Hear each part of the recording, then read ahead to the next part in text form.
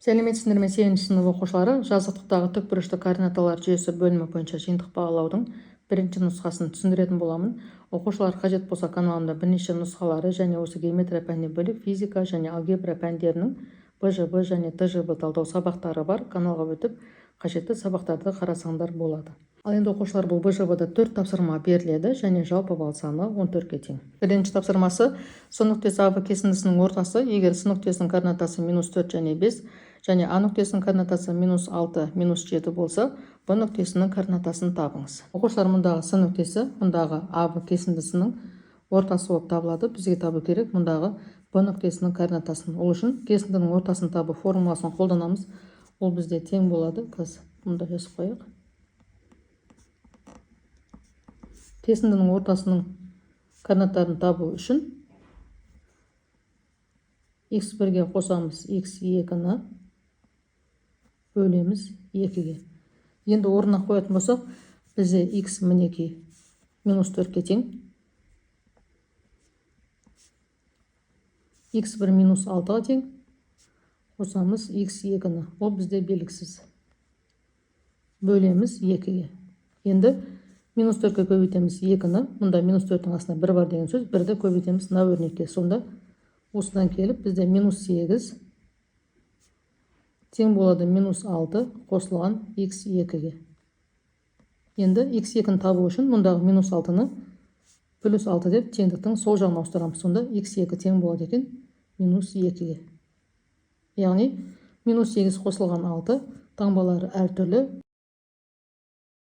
Үлкен саннан кіші санды азайтамыз. Сонда тең болады екен -2-ге. Енді y табамыз. Ол үшін, яғни y-ті табу үшін y1 мен y2-ні қосып 2-ге бөлеміз.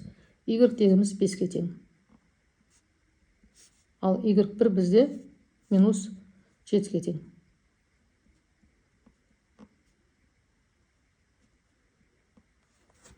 Беске көбейтеміз 2-ні 10 болады. Тең. Мұнда 5-тің астына 1 бар деген сөз. Оны көбейтеміз мына өрнекке. Сонда y2 тең болады екен.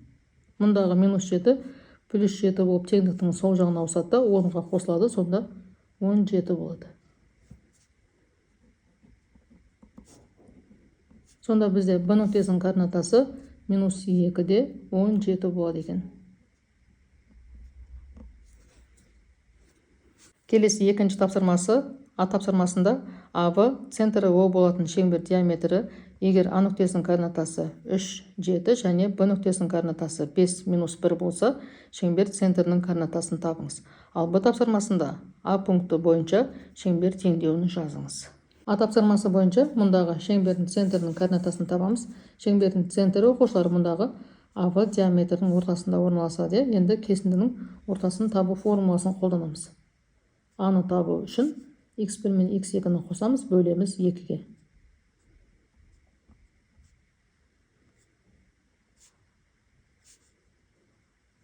x1, y1, x2, y2.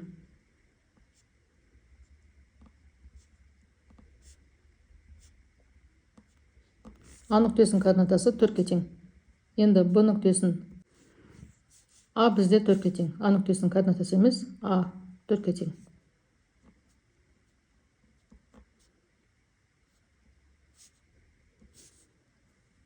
Енді y1 бізде 7-ге тең. Қосамыз -1-ді бөлеміз 2-ге. Сонда тең болады екен 3-ге. Сонда центрінің координаталары, яғни А және Б бізде 4 және 3 екен. Енді Б тапсырмасы бойынша А пункті бойынша шеңбер теңдеуін жазамыз.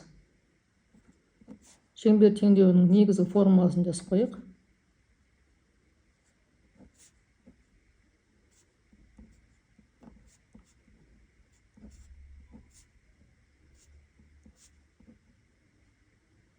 Мұнда бізде А және Б табылды. Енді бізге табу керек радиусты. Жалпы радиус дегеніміз бізде ОА-ға немесе ОБ-ға тең. Енді ОА-ны есептеу үшін екі нүктенің ара қашықтығын табу формуласын қолданамыз.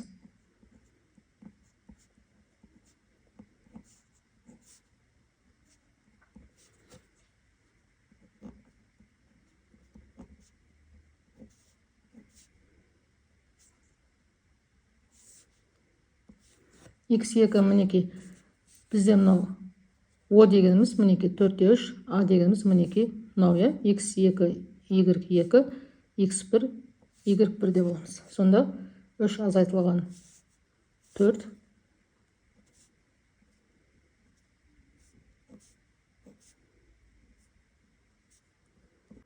7 азайтылған 3-тің квадраты.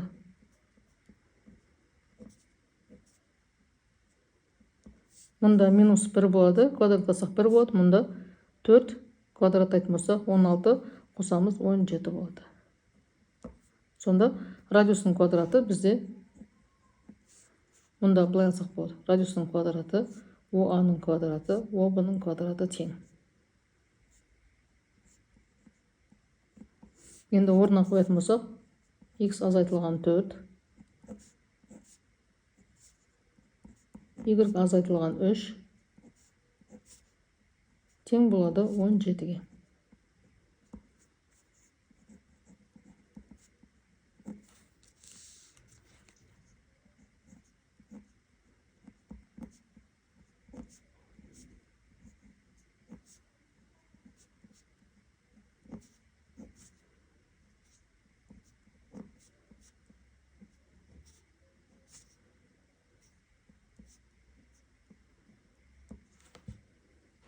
Келесі үшінші тапсырмасы, мұнда мінекей осындай екі шеңбердің теңдеулері берілген екен.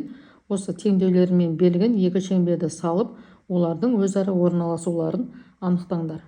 Оқушылар, мінекей мұнда бізде осындай шеңбердің теңдеуі берілген екен. Осы жерден біз центрінің координатасын жазып қояйық. Мұнда біз О1 деп алайық, Оның координатасы 5 және 3 болады. Ал радиусы 4, яғни ол 2-ның квадраты, 2 деп аламыз.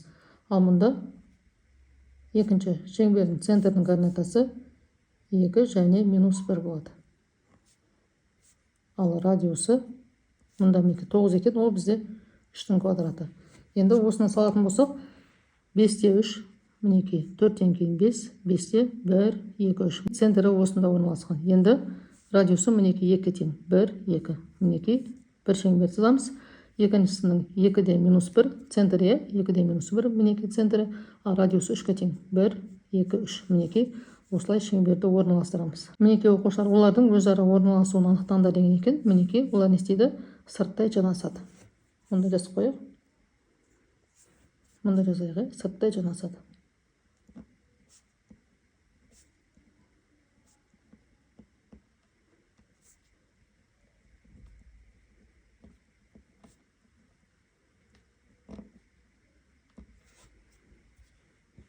Соңғы тапсырмасы, А нүктесі, Б, С, Д нүктелері табаны АБ және СД болатын тікбұрышты трапецияның төбелері, трапецияның орта сызығымен ауданын табыңыз.